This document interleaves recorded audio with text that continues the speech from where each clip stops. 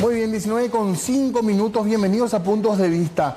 Yo les rogaría que no se pierdan el programa de hoy porque vamos a hablar un poco de lo que está pasando en el tema de transporte público, pero es importante que sepamos cuál es el plan finalmente, a más de un año del gobierno, cuál es el plan que hay para lo que necesitamos, una revolución quizá en el sistema de transporte público, mejoría en algunos aspectos, y vamos a hablar de eso, así que nos metemos ya en la charla y muchísimas gracias por acompañarnos en esta tarde noche que tenemos muchos invitados además en piso, así que vamos a valorar el tiempo para poder escuchar la mayor cantidad de ideas en esta jornada. Ahí está Emiliano Fernández, que es viceministro del Transporte con nosotros. ¿Qué tal, viceministro? Gracias por venir antes que nada. No, por favor, muchas gracias por la invitación y un saludo en particular a toda la audiencia. Llegaste, perdón que te tutee, ministro, llegaste nuevito en el cargo, ahora después de un tiempo, ¿cómo están las cosas? No, hay un desafío muy grande, hay un pedido del presidente de la República de generar bienestar en la ciudadanía todos los días. Así que ese es el desafío del transporte público, del cual vamos a hablar de los elementos claves. Gracias por venir. Renzo Cristaldo, que es asesor jurídico, ¿está bien? Digo bien eso. Correcto, sí, asesor del Viceministerio de Transporte. Estamos trabajando con el viceministro en la redacción, en el armado de este anteproyecto de ley y atento para cualquier aclaración que haya que hacer. Bueno, se piensa en las personas en esto, ¿verdad? Esto es la clave, ¿verdad? La gente, el usuario, esa es la clave. Nosotros estamos en una administración pública, en un gobierno, en un Estado. El foco del Estado de cualquier acción es la gente. Y en particular el foco de beneficio del cual tiene que estar proyectado toda la reforma es el ciudadano y su cuidado en el proceso del servicio de transporte público. Así que el foco del ciudadano, ¿qué queremos? Queremos que el ciudadano no espere mucho en las paradas y que quizás vaya también con más velocidad a su lugar de destino, sea este laboral, sea este de salud, sea el destino que elija el ciudadano, porque una modalidad de esa naturaleza implica el desarrollo de la gente. La movilidad no es un juego, sino es una oportunidad para el desarrollo de cada individuo. Queremos que los ciudadanos tengan vehículos también más nuevos, más confortables, que también al final del día es seguridad. Queremos que los ciudadanos tengan vehículos 24/7, porque la vida no termina a las 11 de la noche, continúa, y de hecho ayer estábamos participando con una iniciativa de ciudadanos de la facultad sobre vehículos 24/7. Queremos poner flota nueva también porque es necesario. Así que son varios elementos que con todo gusto estaremos conversando. Grisela Yuis también con nosotros acá de Opamba. ¿Qué tal, Grisela? ¿Cómo estás? Bienvenida antes que nada. Muchas gracias por el espacio, Diego, a los invitados, buenas noches, y a la audiencia. Bueno, queremos exactamente lo que quiere el viceministro, parece. Queremos esa reforma urgente y necesaria, así que es importante ir avanzando porque los pasajeros y pasajeras ya no pueden esperar. Ahora, yo creo que son conscientes que hay un logro importante que ha sido que grupos de usuarios del transporte están hoy realmente en las mesas, ¿verdad? Creo que es un avance muy importante, un logro realmente. Así es, lo conversamos con el viceministro en la primera reunión de socialización de estas propuestas. Le dijimos, consideramos que es un logro porque es algo que veníamos exigiendo hace rato justamente desde que nació Opama, ¿verdad? Entonces sí es un logro también que mucho de lo que nosotros le planteamos al viceministro está entre sus propuestas, así que creo que estamos avanzando. Ahora la cuestión es cómo hacemos esta reforma.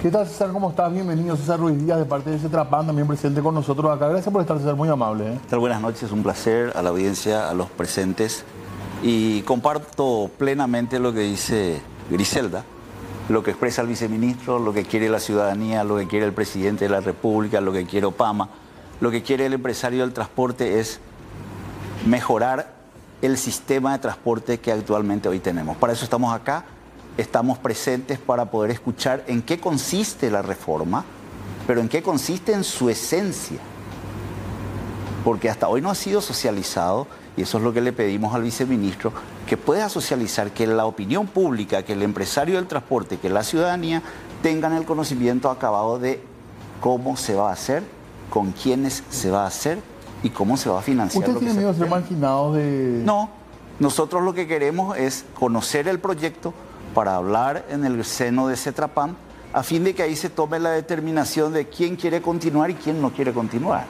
porque tampoco es una obligación continuar.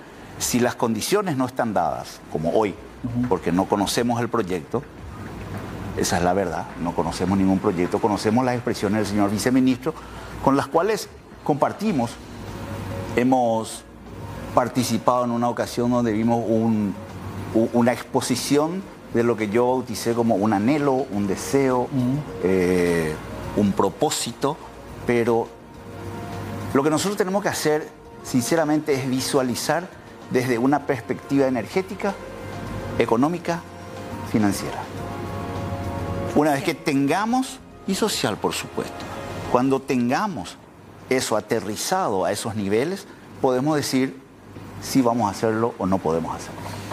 ¿Qué hay que saber del nuevo plan? ¿Cuáles son los puntos más, antes de entrar en detalle así, a grandes rasgos, por lo menos se pueden contarnos cuáles son los puntos que son revolucionarios de lo que quieren presentar? Porque necesitan una ley además, ¿verdad? Sí, lo que venimos diciendo con mucha frecuencia es que el sistema de transporte público tal cual hoy funciona, ya está perimido el modelo. El mismo modelo es una especie de trampa del propio modelo.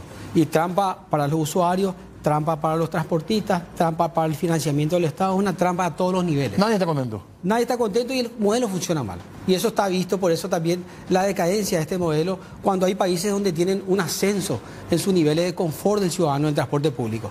¿Por qué otros países están llegando a la calidad y al bienestar de los ciudadanos en la travesía del transporte público? ¿Por qué nosotros no? Hay que mirarse. El ombligo está acá cerca, pero hay que mirar más allá. Entonces, lo que vemos nosotros es que se puede tener un buen sistema de transporte público. Eso no es una utopía, no es un anhelo, es una realidad en el otro lado del vecindario, acá cerquita en países de la región. Podemos tener. Entonces, lo que decimos nosotros es, el sistema está mal diseñado, hay cosas que hay que cambiar, proponemos por eso una reforma. Para tener una reforma en marcha que va a ser gradual, que tiene muchos elementos financieros, de contrato, de travesía, social, de participación ciudadana, de competencia entre empresarios, para poner en marcha eso necesitamos un cuerpo legal robusto. El cuerpo legal que hoy existe, la ley 1590, ya no alcanza para estas cosas que queremos hacer. Y lo que queremos hacer tiene que ver con bienestar ciudadano, tiene que ver con el ejercicio obligatorio de la política pública de ofrecer un bienestar al ciudadano, y también es un proyecto que implica la participación en una gran alianza público-privada con el sector privado, pero de una manera distinta, de una manera mejor observada, monitoreada. Estamos conscientes de que la implementación tiene que ser gradual. La otra cuestión es que se van a respetar los contratos. Los contratos firmados con las empresas se van a respetar hasta su culminación. Y luego se van a ir diseñando nuevas unidades funcionales, que es el término que se le puso en la ley, que es un conjunto de rutas que va a ser operado por una empresa y en la que los empresarios que están prestando el servicio en ese lugar van a poder integrarse a esa nueva metodología con algunas modalidades que se le van a plantear. Puede ser readecuando sus itinerarios o integrándose al nuevo servicio. O sea, el gobierno sacaría algunas rutas a concesionar. Sí. Puede ser así el sistema. Sí. Y se pueden presentar las empresas actuales o nuevas empresas. Exacto. Va a haber un proceso competitivo, eso también es importante. Todo el proceso del servicio de transporte público a partir de la reforma tiene que ser un proceso competitivo. Las empresas que quieren proveer flota al sistema, porque vamos a tener empresas que van a proveer flota. ¿Quién va a comprar los buses? Es un concepto muy importante que trataré de explicar en 30 segundos. Porque yo entendí que el gobierno va a comprar. Ahí es importante. La ley contempla las posibilidades de que el gobierno compre o que provea al privado. Y quiero explicar eso porque eso es muy relevante. Lo que tenemos es un sistema de transporte público que necesita una flota que opere. ¿Cómo se incorpora la flota? Esto pasa también en todos los países y en la ley a esta alternativa. El Estado puede decir, yo me voy y licito 1000 buses. Sí. Y como tengo la propiedad de los buses, yo soy el proveedor del flota al sistema. ¿Y qué hago? Alquilo esta flota a operadores que van a competir para manejar. Ellos explotan el servicio. Y explotan con un control y performance de calidad, KPI y un montón de elementos, ¿verdad? ¿Y dónde sale la plata? Pero quiero todavía avanzar. Esa es una figura, el Estado puede comprar también. Pero también el Estado puede hacer lo que hace en otros países, licita la provisión de flota al sector privado. Entonces, ¿qué hace el sector privado? El sector privado se va y consigue la flota y pone a disposición del sistema de transporte y el Estado paga tipo un renta. Pero el empresario ya no compra más su bus. Entonces, lo que queremos hacer es un cambio en el modelo. Es un cambio muy potente del modelo, pero lo hacemos por muchas razones. ¿Qué escuchas, César? Lo que hacemos nosotros es romper las formas del negocio del sistema de transporte público de tal manera a que se profesionalicen cada uno de los sectores. Porque a veces los operadores no tienen la suficiente espalda para tener esas grandes sumas de dinero para renovar flota, para mantener o comprar nueva flota. No todos los empresarios tienen esa capacidad. Ese es un negocio netamente de inversión financiero donde hay grandes capitales que pueden comprar grandes flotas y disponibilizar. ¿Hay un modelo así similar? Perdón que te interrumpa, viceministro. Funciona en Chile, funciona en Colombia, está llevándose a Costa Rica. en Guatemala tenemos, en Lima, en todos los países, porque este modelo de separación de activos se llama. La separación de activos propicia la especialización de los empresarios, disminuye los riesgos de grandes financiamientos al disociar la propiedad del bus de la operativa, y también da alternativa al operador el ser un operador profesional y no tengas que siempre tener miles de millones de dólares para comprar flota. A lo que van a hacer Entonces, las licitaciones, viceministro. La licitación. Esas licitaciones es lo que van a hacer.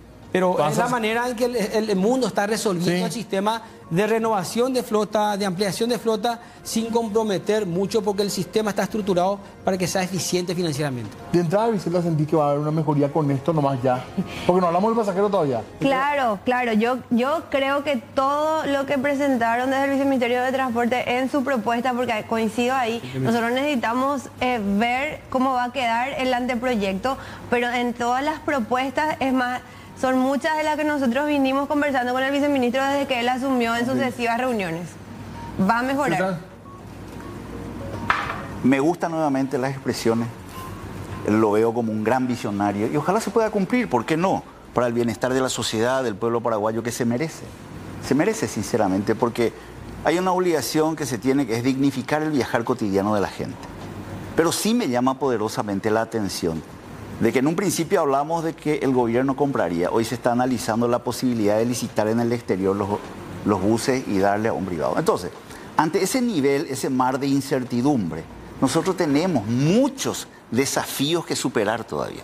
Por ejemplo, como no sabemos cuál va a ser la temática, el empresario del transporte hoy tiene un alto CAPEX. ¿Por qué? Porque no sabe todavía cuál va a ser el nivel total de su inversión.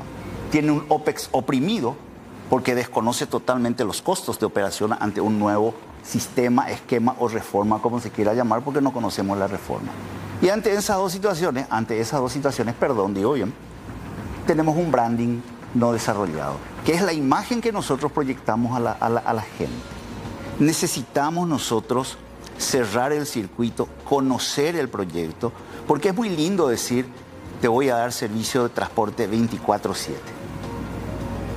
Pero la pregunta, señores, es ¿quién lo paga? En el mundo privado no existe cena gratis. Entonces, el empresario del transporte compra una unidad, no tendría ningún problema en ofertar el servicio 24 horas, los 7 días de la semana, los 365 días al año. Pero ¿quién se hace cargo de los costos de operación?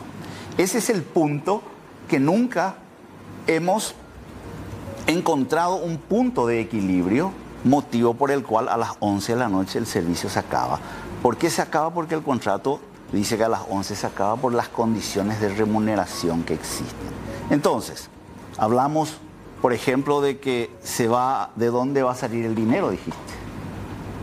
Nosotros tenemos información de que la AFD estaba preparando un proyecto o un producto crédito que estimamos eso estaría culminado de aquí a un año más o menos, de acuerdo a uno de los integrantes que está colaborando, que es del exterior, y que los niveles de crédito para la electromovilidad serían de entre 15 a 20 años. Hoy los permisos de las empresas de transporte son de 7 años. Se prevé, según expresiones del señor viceministro, que la nueva licitación sería de 7,5 años. Y si mi crédito es de 15 años, ¿cómo lo voy a sacar? Para la operación. Pero para la provisión de flota es más largo porque hay que amortizar grandes capitales. Por eso, esas justamente son las innovaciones. Y es justamente lo que necesitamos saber, la esencia, el núcleo del proyecto, y no estar explicando cosas que son, como yo las bauticé, el sonido agradable al oído. Vamos a los pormenores, entendamos la sociedad, los pormenores, que entienda el empresario del transporte, que libere el señor presidente de la República el permiso para el viceministro para que pueda él socializar ya ese proyecto y rememos todos juntos. Pero nunca un proyecto de esta naturaleza, de esta envergadura, puede tener el éxito deseado bajo lo que yo siempre bautizo las buenas prácticas regulatorias. ¿Les da incertidumbre a ustedes, Sultán? Y hay incertidumbre, no podés pues vos tener la certeza de algo que no conoces. Yo, por ejemplo... Eso es respetar los contratos, dijo el viceministro, perdón. Una cosa es lo que se dice, otra cosa es lo que se hace, otra cosa es lo que está escrito. Bueno, creo que estamos en el mismo lugar porque los pasajeros vivimos todos los días la incertidumbre de si va a venir o no nuestro colectivo. Claro. Y ahora ustedes están en la misma incertidumbre y sobrevivimos. Primer punto, me parece que Es importante que los empresarios hoy se sinceren y, como dice el señor César Ruiz Díaz, decidan de una vez por todas si este es el negocio en el que quieren invertir o se quieren dedicar a otra cosa. Por lo que esa incertidumbre en la que ellos viven nos afecta a nosotros. ¿Por qué? Porque vivimos un pésimo servicio. Es evidente que la mayoría de los empresarios que hoy están operando no tienen ningún interés en invertir en un buen servicio. Entonces, que se dediquen a otra cosa. Porque nosotros no podemos seguir sufriendo lo que estamos viendo acá en imágenes detrás de nosotros. No podemos seguir sufriendo. Hablan de incertidumbre en el tema financiero. Nosotros no vemos ninguna inversión, pero desde hace años. Los colectivos se caen. Hace una semana yo me subí justamente a un 49 que estamos viendo ahí en pantalla, donde el piso estaba roto. O sea, y con mi hija viajo. O sea, el riesgo que es eso. ¿Dónde está la inversión de estos empresarios del sector privado? ¿Dónde está? Los colectivos se caen a pedazos. Más vale que necesitamos que se compre. Y sí, yo estoy de acuerdo en que alguien paga. Y en el sistema de transporte pagamos una parte los pasajeros y pasajeras y la otra parte paga el Estado. ¿Y por qué paga el Estado? Porque la movilidad es necesaria, como usted mismo dijo y como dijo el viceministro, para el desarrollo económico, para la educación, para que la gente acceda a salud, a diferentes derechos. Es más, es necesario para incluso descomprimir el tráfico, porque por el pésimo servicio que hoy tenemos, el tráfico es insufrible. La gente apenas puede endeudarse por una moto o por un chileré y lo hace, porque es imposible que tu vida dependa del transporte público. Ayer teníamos que coincidir con el viceministro en una reunión y me pregunta él por qué no llegué. Y no llegué por el tráfico, no llegué por el colectivo, porque era en San Lorenzo y yo vivo acá en Barrio Obrero. Obviamente no llegué. Entonces, esto es insostenible. A mí me parece genial que los empresarios de una vez, los que están ahora operando, definan qué es lo que quieren. Y sí, nada es gratis, paga el Estado. Y por eso para nosotros es tan importante hacer la reforma, tan importante que el servicio de transporte sea más eficiente, porque hay mucho dinero público actualmente y si se hace la reforma, mucho más. Pero eso no es el problema. El problema es que no se refleja en el servicio. Hoy ya el Estado invierte mucho dinero y no vemos. Entonces necesitamos una reforma, necesitamos que se vaya cambiando esto y bueno, que los empresarios empiecen a cumplir la mínima exigencia. Él hablaba de las 11 de la noche. Los colectivos no circulan hasta las 11 de la noche. Eso es mentira. Ayer estuvo el viceministro con los universitarios. ¿Por qué? Porque ellos se organizan y presentan un plan para tener buses a la noche.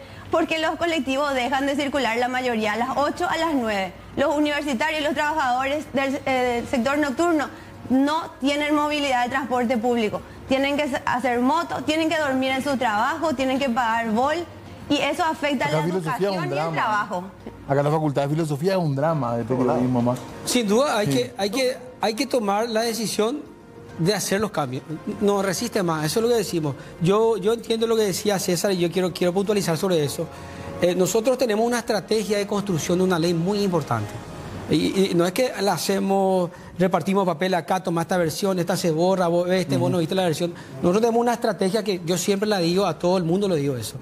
Construimos al interior del Ejecutivo con varias instituciones del Estado, con expertos internacionales no teóricos, que trabajaron en los ministerios que reformaron su sistema, que hoy tienen buena puntuación del ciudadano. Trabajamos con mucha disciplina al interior y generamos los elementos clave de una ley que estamos presentando y socializando esos elementos clave. Quizás no tenemos el borrador de una ley que todavía estamos construyendo, porque ¿qué estamos haciendo ahora? Ahora estamos socializando los aspectos para ver la impresión de la gente, recoger sus opiniones y finalmente tener un documento sólido, y ese documento vamos a entregar. Pero ya ese documento es la ley. Claro, es el anteproyecto, pero ya estamos socializando. Una ley que, digamos, refunda todo, digamos, o no. Y tiene más de 100 artículos en el borrador que estamos manejando. Sí. Porque hay una ley importante que hay que hacer, donde se habla de la rectoría. El sector transporte es un sector en el que tiene instituciones que se solapan en el otorgamiento de permisos, en la fiscalización, en las inspecciones técnicas, están todos solapados. También va a abarcar la cuestión del financiamiento, va a abarcar la cuestión de la transición, va a abarcar el modelo, la concesión, cómo se va a hacer la concesión, las licitaciones, los plazos, o sea, es muchísimo. ¿Hay algún país cercano en la región más o menos como ejemplo para que la gente sepa más o menos a qué se aspira? Chile, Colombia, Uruguay también manejan bien su sistema de transporte. Chile, quiero darte un ejemplo de Chile. Chile tiene una encuesta permanente del 1 al 7, ellos le dan la graduación. El ciudadano casi está llegando al 7 votando por su sistema de transporte público. ¿Y qué hace tiene Chile? metro. Tiene metro, pero también es buses. Hay Santiago. cantidad de buses. Entonces, el sistema de transporte público está bien visto por los ciudadanos. Entonces, uno se va a aprender cómo funciona aquí. Nos vamos a Colombia, ¿cómo funciona aquí? Y también experiencias de otros países, hablamos también con la gente de Uruguay, podemos irnos a Europa y tenemos expertos que tienen su maestría en transporte en España, que nos dicen que también estudiaron en Londres, pero nos vamos acá a la región, ¿cómo sucede para tener más idiosincrasia latinoamericana? Y lo que hicimos es, todas estas buenas prácticas lo redactamos desde cero. Uno de los redactores de la ley está presente acá. Lo redactamos de cero porque no es un enlatado el que trajimos, porque vimos también elementos de nuestra idiosincrasia. Y una innovación que tenemos respecto de otras leyes, para darte un ejemplo nomás, tiene que ver con el foro de participación ciudadana. En las otras leyes no está ese concepto. Nosotros lo incorporamos con mucha fuerza porque nosotros entendemos, y muy claro lo tenemos, una política de gobierno se convierte en Estado solamente gracias a la ciudadanía. Yo me voy a cambiar. Una política, ¿cómo dijiste? De gobierno se convierte en un Estado solamente con la ciudadanía. Yo voy a empezar una reforma y voy a irme haciendo cosas. Termino mi periodo, ya no voy a ser viceministro y va a venir otro. Y para que el otro no cambie, tiene que haber un contralor llamado ciudadano que sepa lo que se hizo, que tenga voz y que esté bien ilustrado en una reforma que tiene un asiento controlando que se hagan las cosas como se decidieron, no que se cambie cada rato. Tenemos que hacer una pausa, un segundito le voy a pedir porque es muy interesante. Yo honestamente lo que había leído hasta ahora me parecía poco, ¿verdad? Como un cambio del sistema de transporte, porque había escuchado que es carril único y algunos otros cambios, pero estamos aprendiendo ahora que hay realmente cambios muy importantes en esto, veremos si ocurre o no. Pero hacemos una pausa. Muy bien, seguimos nosotros acá. Creo que ya tenemos que anunciar la segunda parte de esta charla porque nos quedan poco tiempo, realmente pocos minutos, así que les quiero dar paso, por favor. ¿Qué es lo más importante, César, para vos de todo esto? Lo más urgente para vos para mejorar el sistema del transporte. Lo más urgente para renovar es conocer a profundidad el plan de la reforma de transporte, conocer a profundidad las condiciones de la inversión para poder un empresario calcular los niveles del retorno de su inversión, de la remuneración de su capital, tener por lo menos visualizado cuál va a ser la cantidad de años en materia de permisos para poder saber qué nivel de inversión va a ser y por sobre todas las cosas, hoy entender que en este proceso de transición, porque este proyecto habla de 4 años, vamos a tener 4 años de transición. En 4 años, señores, 492 buses van a salir del sistema sedán de baja. ¿Qué hacemos con esos buses? Entonces, es también un concepto que dejo en poder del abogado Renzo, porque lo tienen que analizar. No podemos nosotros el día de mañana, a los 4 años, decir salieron 492 buses y no previmos.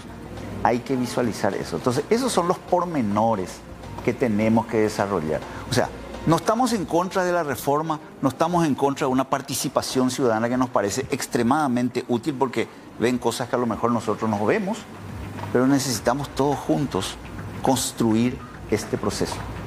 Yo sostengo que ningún proceso que se haga entre 4 paredes y que no tenga la participación activa y efectiva de todos los sectores involucrados tiende al fracaso. Cito Plan Z, cito Coica, cito Metrobús, cito Citibús, cito Tren de Cercanías.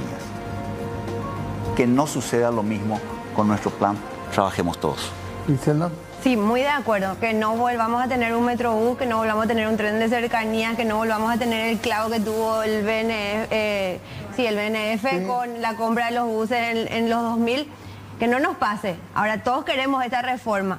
A mí me parece importante entender cuando hablamos de plazos, que es algo que hablamos también, hablan de 4 años. Bueno, la ciudadanía no puede esperar 4 años en esta situación.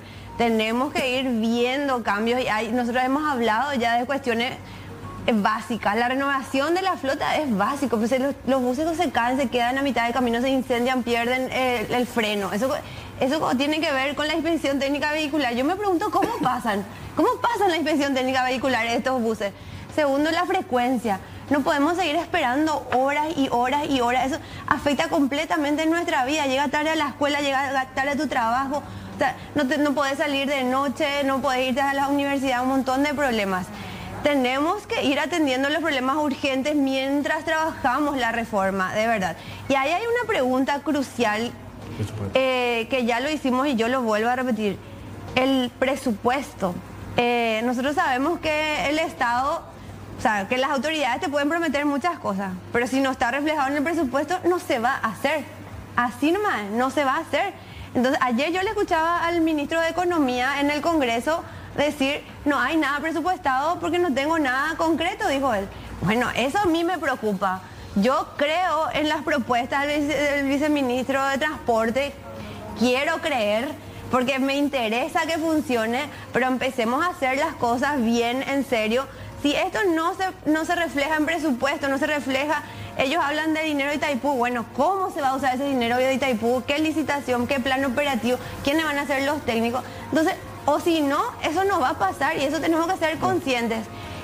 Sí, perdón. Los planes urgentes, aparte del plan grande, las medidas de urgencia, ¿cuáles son? El presupuesto que es importante responder, pero sí, los planes de más corto plazo tienen que ver con estos buses nuevos que vamos a poner eléctricos, con el carril que ya estamos diseñados. Son 30 buses eléctricos, perdón, con el gobierno de Taiwán. Es el carril exclusivo, el segundo que queremos hacer en Eusebio Ayala, desde la facultad hasta el mercado, ¿verdad? Queremos poner 250 paradas nuevas también. Queremos implementar el transporte nocturno. Esos son de más corto plazo, que ya estamos en el diseño de eso y en una estrategia de implementación. ¿Y la plata? De la plata, para las paradas tenemos presupuesto hoy establecido en el presupuesto de este año, ¿verdad? Para responder eso. No son megas inversiones, son inversiones más moderadas, son importantes pero más moderadas. Para el carril único también, con el viceministerio de Obra, en su presupuesto de vialidad tenemos el trabajo que vamos a hacer. Los buses de Taiwán vienen como una cooperación con el gobierno de Taiwán. Las estaciones de carga para estos buses ya estamos diseñando, estamos trabajando con Itaipú que va a financiar estas dos primeras estaciones de carga, ¿va? Aparte que van y entonces estas de corto plazo están estructuradas. Lo que decía Griselda, y yo quiero decir algo importante. Nosotros no estamos haciendo un proyecto a lo loco, rápido, enviemos un monto, lo hacemos sesudamente, nos tomamos el tiempo de construcción interna de un proyecto de los elementos clave. Trabajamos en el exterior, vimos experiencia, hablamos con los ministros de transporte de otros países, con los viceministros, con inversionistas exteriores, hablamos y creamos. Ahora estamos socializando los elementos clave, nos tomamos el tiempo, escuchamos a la gente. Mañana vamos a ir a Cetrapan, ya tuvimos una reunión con ellos, con todos, tuvimos con la sociedad civil, seguimos hablando vamos a hablar el tiempo que corresponda para nutrir lo que va a ser el documento. Una vez que tengamos ese documento nutrido, sin duda el documento en sí va a estar en manos de todos. Y ahí vamos a volver a discutir. ¿Qué quiero decir con esto? Y quiero enganchar con el presupuesto. Todavía estamos construyendo la reforma. Muy mal haría yo, hace 2 meses, enviar un número al Congreso y decir, poneme 200.000 millones por si acaso. Porque eso va a ser una irresponsabilidad para el legislativo que estaba trabajando un anteproyecto y sacar espacios para otras inversiones cuando todavía estoy construyendo eso. Y de hecho, no voy a decirle al Congreso, dame 200.000 millones, porque yo voy a implementar gradualmente. Y a medida que vayamos en esta construcción, vamos a irnos afinando el lápiz. ¿Qué significa al final el lápiz? Ley, decreto, resoluciones, los modelos licitatorios, ese es afinar el lápiz. Hasta tener el número exacto y compartido. Tiene que ser una construcción muy responsable. No, y yo creo que sería una irresponsabilidad. No podemos enviar un número hacia lo loco al Congreso. Entonces yo creo que eso es lo que hoy reflejó el ministro de Economía. Tenemos el presupuesto de lo que va a ser el año que viene, para este año, para pagar los subsidios. Pero cuando tengamos afinado el lápiz y hagamos toda esta estrategia, vamos a hacerlo sesuda, responsablemente, paso por paso, nada alocado. ¿Por qué vamos a hacer eso? Porque creemos que por fin vamos a hacer que se implemente la reforma necesaria. Te tomamos la palabra. Va a haber audiencia pública de esto, ¿verdad? Vamos a charlar en... Bueno, ahora está la ronda de recolectar con esta socialización de conceptos. Hacemos los ajustes, presentamos los borradores finales y luego si el Congreso tiene sus propios plazos. ¿Para cuándo el proyecto de ley como máximo? ¿Para cuándo? Nosotros no... Octubre. Si yo te diría la socialización con la sociedad civil, vamos a hacerlo en 3 días porque la gente ya quiere. Un irresponsable voy a hacer. Tengo que tomarme el tiempo de conversar 2 o 3 veces con los gremios, 2 o 3 veces con Opama y así con todos los otros jugadores con quien vamos a conversar. Ahora, te voy a poner un número. Nosotros nos pusimos como estrategia unos 20 días de socialización. ¿Te subiste en colectivo como nos prometiste acá cuando? No, claro que uso. No uso con la frecuencia de todos los días como usa ella, Ya. y eso es franco. Pero me subo, ¿y sabes por qué me subo? Antes me subía también porque me iba, pero hoy me subo por la obligación. Yo estoy como viceministro de transporte, me tengo que subir a un bus que me lleva a mi trabajo y a otro bus que se va a otro lugar que no tenga nada que ver con mi vida Para ver cómo el tema. Para ver cómo el tema. ¿Puedo Gracias a hacer todos. una Sí, última sí. sugerencia? Cortitito. Por favor, en la ley metan todo los pasajes especiales de estudiantes, de personas con discapacidad, de adultos mayores, lo del billetaje. Porque ¿sabe cuál es el problema ahora? Que uno se contrapone, uno tiene que actualizar, es inaplicable. Gracias a todos, se nos acabó el tiempo. Ese es el tema también. Esto va a continuar, gracias a todos, muy amables realmente, valoramos mucho la charla. Hacemos una pausa y volvemos enseguida. Muy bien, seguimos nosotros en Puntos de Vista en esta tarde-noche ya de martes, con mucho que hablar todavía y por supuesto le damos ya la bienvenida como todos los martes a Sergio Carrón que nos está adiestrando para la vida. Hola Sergio, ¿cómo estás? Hola Diego, ¿cómo te Bienvenido, va? ¿cómo andamos? Muchas gracias, muy bien, súper bien. ¿Qué tal todo? Bien, súper bien. Hoy vamos a trabajar, vamos a hacer una pequeña dinámica en la que te Sí. invito a participar. Que el juego de la fuerza, recuerdo. ¿Te acuerdas del juego de la fuerza? ¿Te acordás? No, pero este es otro juego con otro tipo de fuerza. Los que no brillábamos en el fútbol podíamos brillar en el juego de la fuerza por peso. O por técnica también, Claro. porque a veces ni es el peso, es la ¿Verdad? técnica. Cada uno tiene su lugar por lo visto, ¿verdad? Ok, entonces hoy vamos a trabajar con estas cuerdas. Entonces te invito rápidamente a Ah, que... esta es mi cuerda. Esta es tu cuerda, a que traces alrededor Es tuyo. larga mi cuerda. Claro, que traces alrededor tuyo un espacio. Espera que no estoy pudiendo. ¿Sí? Y que ese espacio represente el lugar que ocupas ahora en este estudio, ¿Cómo hago? ¿Cierro alrededor mío? alrededor tuyo. Pero no me puedo hacer todo. ¿Sí qué? ¿Sí? Así, Ah, tengo una silla giratoria. exacto. Por suerte, ahí está. Bien, Así. exacto. ¿Está bien ahí o no? ¿Te gusta? ¿Y cómo lo sentís vos? Y la verdad que no me gusta. ¿Cómo te gustaría que sea? No me gusta tener una cuerda alrededor. ¿Por qué no te Me gusta? incomoda. ¿Por qué? Me hace sentir controlado, dominado. Ok. ¿Cómo se dice? Embretado, Embretado. encarcelado, rodeado.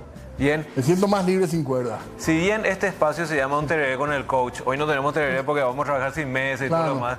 Pero está para el tren, ¿eh? Sí, esta no es una distinción del coaching, viene de una escuela de psicoterapia en la que yo Ajá. me formé. Y es una experiencia justamente que tiene que ver con eso. Es una experiencia de espacio y contacto. Ok. ¿Sí? Todos nosotros ocupamos un cierto espacio y también estamos en contacto con los demás. Pero según cómo lo vivimos, así como vos estás diciendo, me siento embretado, tiene que ver con los límites que ponemos, que nos ponemos y también la diferencia entre lo que está en nuestro control y lo que no está en nuestro control. Entonces, acá por ejemplo, ¿qué te parecería que está dentro de tu control en lo que acabas de hacer? Sí, acá, aparte, lo que no me gusta es que está muy desordenado también, debo reconocer. Sí. Y hasta acá sería mi control. Y estiro un poco más yo. Exacto, exacto. Entonces, esa es la experiencia. El tamaño de nuestro espacio es el tamaño que nosotros ocupamos, pero también lo que pasa dentro de nuestro espacio está bajo nuestro control. Vos decidís dentro de tu espacio qué emociones tener. ¿Cuál es la cuerda en la vida real? La cuerda en realidad, la cuerda en la vida real es una experiencia, diríamos, de contacto. Diríamos una experiencia energética, pero como es complicado hablar de energía y todo lo demás, pero es una experiencia de cercanía o distancia con las demás personas. Pero sobre todo es tomar la conciencia, reitero, que dentro de tu espacio vos elegís qué pensar, qué decir, qué emociones tener o no tener. Eso siempre está bajo tu control. También vos podés decidir qué entra a tu espacio. Vos, por ejemplo, podés ponerle límites a personas, a experiencias, a situaciones, pero también podés elegir qué va a salir de tu espacio. Tener conciencia de esto a través de una representación como esta, llevarlo a la vida, es fantástico. Porque, por ejemplo, recién tuvieron una entrevista, ¿sí? Tuvieron un panel y todo lo demás. Y ahí uno de repente puede ver que hay gente que puede, a pesar de que sea una discusión acalorada, mantener el control. Porque la persona elige qué cosa es lo que está pasando fuera de su espacio, deja que entren a nivel de reflexión o de ofensa y de qué manera va a responder a eso. Esa siempre es nuestra decisión. Lo que pasa dentro de nuestro espacio está bajo nuestro control. ¿Okay? Por ejemplo, esto también suele ocurrir mucho en el fútbol. En el fútbol se autoriza mucho que el jugador pueda perder el control por lo que le dice el contrario, por lo que le dice el árbitro. Por eso vemos reacciones desmedidas de los futbolistas, cuando que en otros deportes no. Porque el manejo de ese espacio no está bien trabajado. Y eso que estoy diciendo es una opinión mía. Yo creo que en el fútbol no se trabaja bien el autocontrol del jugador. Se permite, hasta se premia cierto descontrol. Cuando que en otros deportes Sí. el deportista puede controlarse. Entonces, esta es una gran enseñanza que me gustaría que la audiencia se lleve. Cómo yo puedo, identificando qué es lo que está bajo mi control y qué no, elegir qué entra en mi espacio, qué sale de mi espacio y poder vivir más libremente. Y hay cosas que vendrán a tu espacio que no están bajo tu control. Pero por supuesto, de hecho en la psicología se habla, cuando hablamos de emociones, se habla de dimensión afectiva. Es algo que te afecta, vos no puedes controlar. Ahora, ¿puedo contar un ejemplo? por ejemplo, que alguien venga y te grite de una manera y eso puede penetrar, diríamos, en tu espacio y ponerte nervioso. Pero vos siempre puedes tomar conciencia de que te estás poniendo nervioso y de cómo vas a responder. ¿Okay? Entonces voy a decir, che, esta persona me está faltando el respeto, pero yo elijo. Aunque tengo algunos disparos de querer reaccionar, yo elijo y me puedo controlar. Entonces vos has de conocer gente que aunque le estén agrediendo, él es capaz, aunque se ponga molesto y se enoje, de decirlo claramente. Che, mira, así no me trates, mira, no hace falta que me hables así, y poder limitarse, aunque le afecte. ¿Okay? Y esto se puede llevar al ámbito laboral, familiar, de amigos completo. Por supuesto, pues imagínate una relación de pareja, ¿sí? Una pareja que necesita su espacio y otra que necesita contacto. Entonces la persona que necesita contacto le va a decir, quítate tu espacio y vamos a compartir un solo espacio. Y el que necesita espacio va a decir, no, yo necesito tener mis actividades, mi grupo de amigos, mi deporte, ver mi serie. Y si eso no se conversa bien, puede generar algún tipo de roce. O en la oficina, por ejemplo, este es mi escritorio, nadie puede tocar. Y en cambio el otro es comunitario. Pone donde quiera. No, claro, compra, qué sé yo, compra carga de presilladora para que todo el mundo use. Porque mi escritorio es de todos. Ese es el que necesita contacto. El que necesita espacio va a tratar de limitar. Ninguna de las cosas son buenas o malas, simplemente son necesidades básicas. Que por ahí en nuestro programa podemos profundizar, se generan en nuestra más tierna infancia. Según cómo nos trataron, generamos necesidad de espacio o de contacto. Sergio, espectacular. Muchas gracias por venir. Dejamos para el jueves la siguiente charla. Ahí te voy a sorprender el jueves porque va a pasar algo distinto, pero por ahí lo dejamos para el martes que viene. Bueno, muy bien. Hacemos nosotros una pausa. Le agradecemos a Sergio Carrón como todos los martes y después del corte, más puntos.